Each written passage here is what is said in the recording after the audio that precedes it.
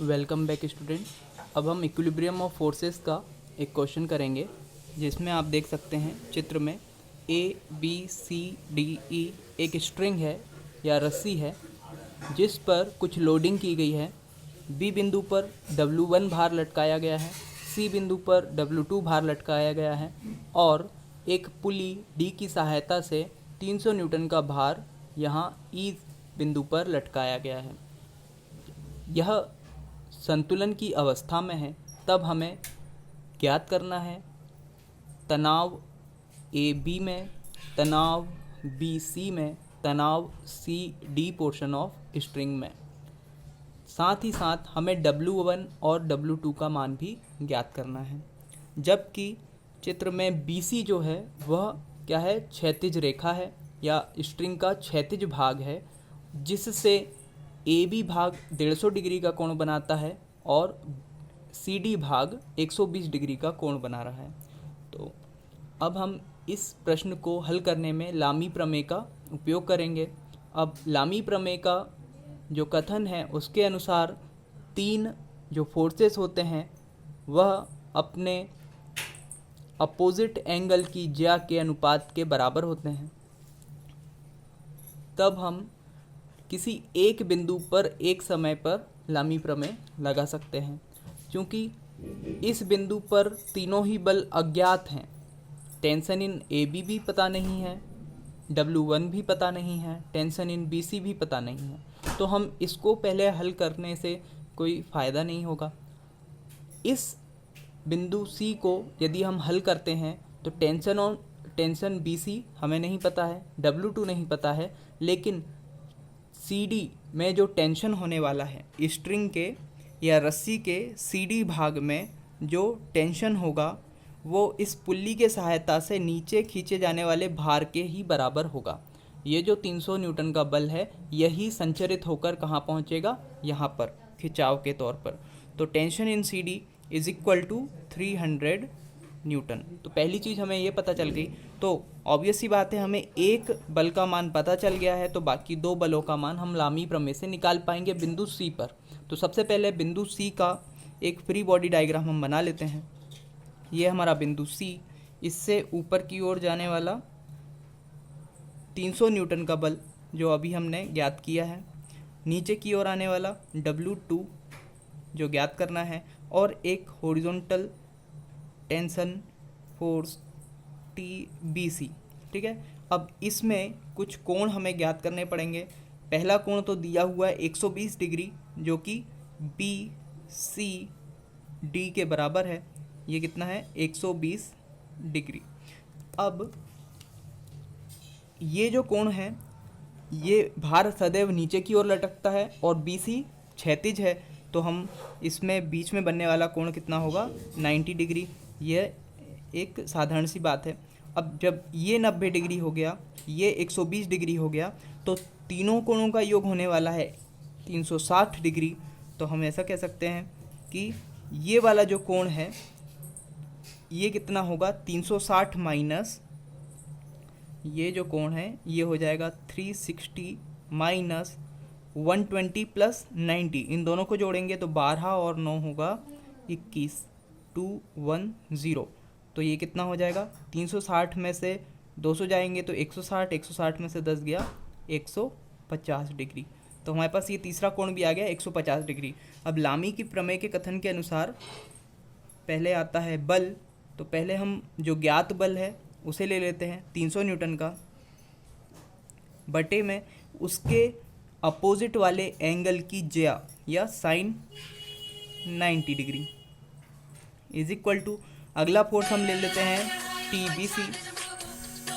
TBC का मान कितना है हमें नहीं पता है, ज्ञात करना है। तो TBC अपॉन इसका अपोजिट एंगल कौन सा हो जाएगा, ये वाला, जो कि कितना है 150 डिग्री। तो साइन 150 डिग्री बराबर तीसरा बल कौन सा है, W2, जो कि नीचे की ओर कार्य कर रहा है, इसके opposite angle sine 120 degree.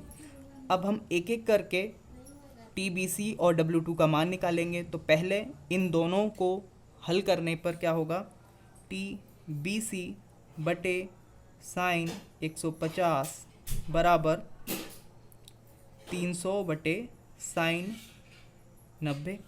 Sign 90 की वैल्यू सभी जानते हैं कितनी होती है, 1। तो यहाँ पर 300 बटे 1 या सिर्फ क्या बचेगा, 300। तो टी बी सी बराबर क्या हो जाएगा, 300 गुणा साइन 150। तो इसका मान हम निकाल लेते हैं, 300 गुणा साइन 150 बराबर हो जाएगा 150। तो टी बी सी का मान हमारे पास आ गया है 150 न्यूटन। टी सी डी का मान हम पहले निकाल चुके हैं। जो कुल 5 चीज़ें ज्ञात करनी है उनमें से 2 चीज़ें आ चुकी हैं। अब इस इक्वेशन का दूसरा पोर्शन हम सॉल्व करते हैं W2 के साथ। तो W2 upon sine 120 is equal to 300 upon sine 90। 300 upon sine 90 कितना है, 300 upon sine 90। Sine 90 is 1, again it is 300।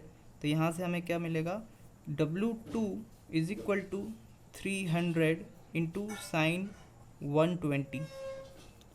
अब हम इसका मान निकाल लेते हैं, 300 गुणा साइन 120 बराबर 259.8। तो W2 का मान भी हमारे पास आ गया है 259.8 न्यूटन। अब हम दूसरा बिंदु हल कर सकते हैं क्योंकि हमारे पास इन 3 बलों में से एक बल टी बी सी का मान आ चुका है। तो अब हम फिर से फ्री बॉडी डायग्राम बनाएंगे बिंदु बी के लिए। बिंदु बी पर कौन कौन से बल लग रहे हैं, एक बल नीचे की ओर W1, एक बल क्षैतिज दिशा में टी बी सी जिसका मान हम निकाल चुके हैं टी बी सी,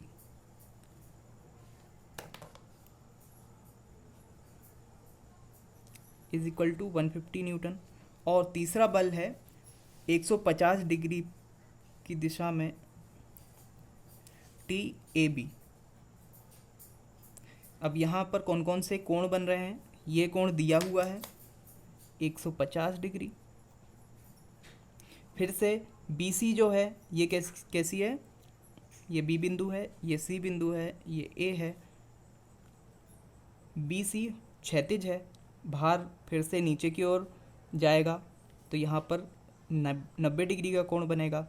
तो ये हो जाएगा 90 डिग्री। अगेन इन तीनों कोणों का योग होता है 360।